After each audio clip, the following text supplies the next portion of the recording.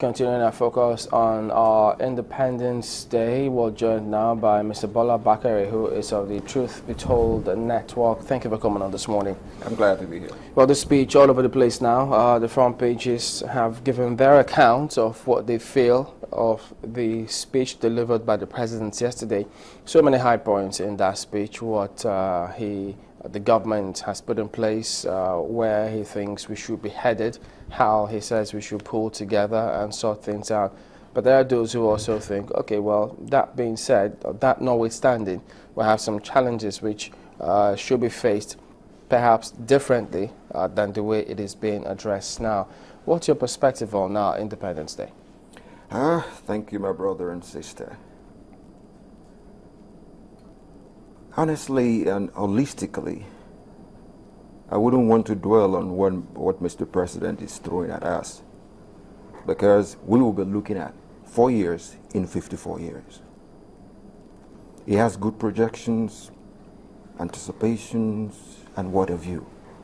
But I am looking at him as 4 years in our 54. Whatever it is that is the problem we're going through as we speak has been with us over the decades. So the best way around it is, let's look at yesterday, look at today, before we can talk about tomorrow. So honestly, I would like to take us back to where we started out from. Then we'll be able to walk along and then get a better inkling as to what we should do. If you don't know, back? Yeah, as far back as Nigeria is. Honestly, when we started out, I will say one thing, that we had so little, we were doing much. As against, we have much, we're doing so little. But honestly, our being the crux of what is wrong with us has always been governance/leadership.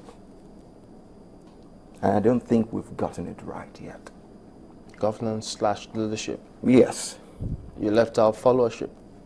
Yeah, you see, followership is good. But in Nigeria, we never had followership for about 60% of the time. When the military were there, there was no followership.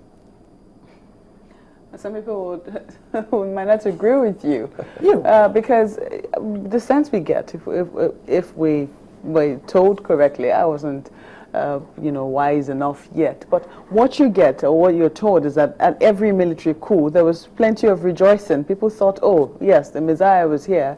And then shortly they found out that, okay, maybe he was no better than the person who was there before. But, some people will still say, now with benefit of hindsight, they believe that some administrations were better than others. It's just the Nigerian thing. When we say we want to change, it's always because this man is not my person. Maybe Chamberlain is not my person. Maybe if Malcolm gets there, I'll get a better deal. That's where the aspect of the happiness comes in.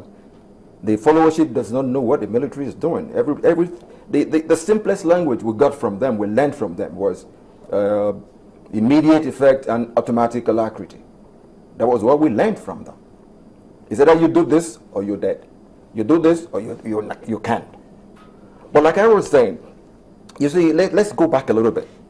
And I guess I have to factor in what you said, that, okay, followership had a part to play in it. Let's look at the instance of when Gawan was there. Because what happened then is still happening now. When Gawan was there, he was a young man that was astute, he was vibrant, dynamic. And he said, Nigerians, we have money, but we don't know what to do with it. You know what he did? He called a clique of people, which are called the engine room, the civil service. Here is money. What do we do with this money? It was ill-advised. You know what they said? Increase salaries of the public service, without taking a cursory look at infrastructure development and all other developments that will add value to Nigeria. So ab initio, we weren't adding value to Nigeria. Then at the end of the day, it became a very, very humongous problem. Let me ask you one question. You're a woman in the house. Will you, for God's sake, earn 10 naira and give 7 naira to your driver and cook? That's stupid. That is what Nigeria is doing.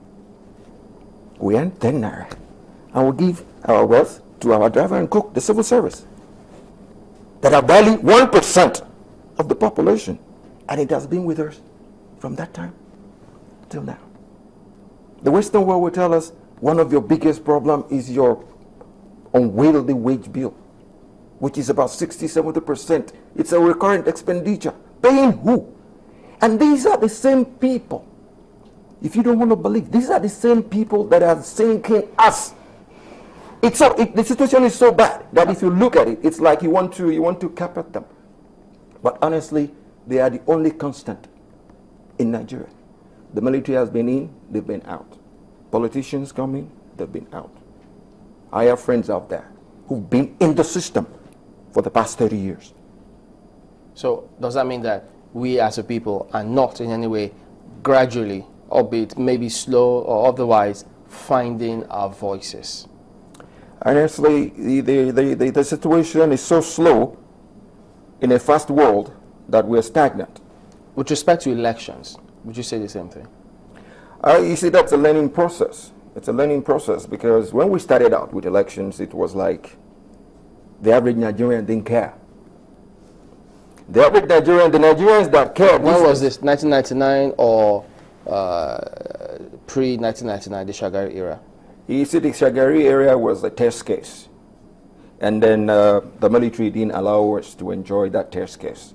We only had it for maybe four years and a few months afterwards before. Okay, so ever since the return in 1999, we're getting used to the idea, but in a negative fashion, because the average Nigerian just wants one thing. This is where the money is. So my best bet is let me go for it. It's only here you find somebody who leapfrogs from a room, who earns enough to live in a room, goes into politics, and is now living in the whole house with 10 cars in the compound. Yeah, so that's why I ask that over the years, because initially it looks as though lately, correct me if I'm wrong, yeah, that politicians are increasingly emphasizing, either deliberately or otherwise, that you need to get across to the people for their consent and for their vote. Because the narrative seems to be changing, where people think they will stroll in and win the elections, or the famous word, manipulate the results. It looks as if that doesn't necessarily, is not a universal or is not a holistic thing anymore. If you think about it, this is to tell you, you only have to rig where you're popular. I don't want to listen to politicians. But if I look at them and But you vote them in. My brother. Don't tell me you didn't vote. No, you wait. Hear me out. I'm just one person. Your vote is very important, you know. Yes. 1 in millions.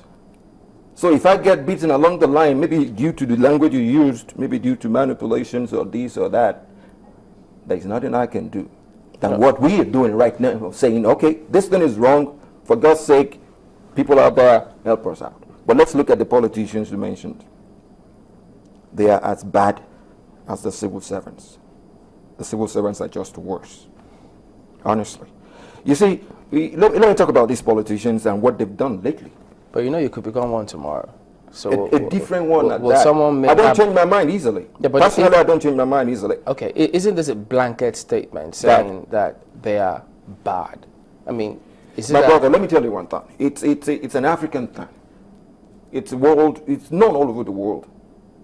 You don't steal a penny and a million. You know what you are?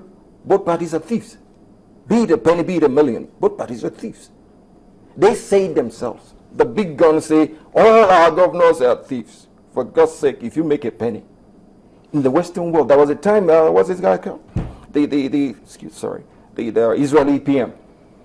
Just for taking a wristwatch and probably a little less than $100,000. Yeah, but isn't that was indicted? Isn't and that those where are things our own people put in their pockets and go for a nice weekend. Yeah, but isn't that where society comes in? That's why I talk about the people. Because in most cases, what you see is one case, maybe it's even not properly reported, and then there's a bandwagon effect. Do we ask enough questions from the local government to whichever level, or we just assume that they are all paint them with the same brush? Fine.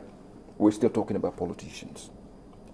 and I'd like to factor in one of the status of a country, education.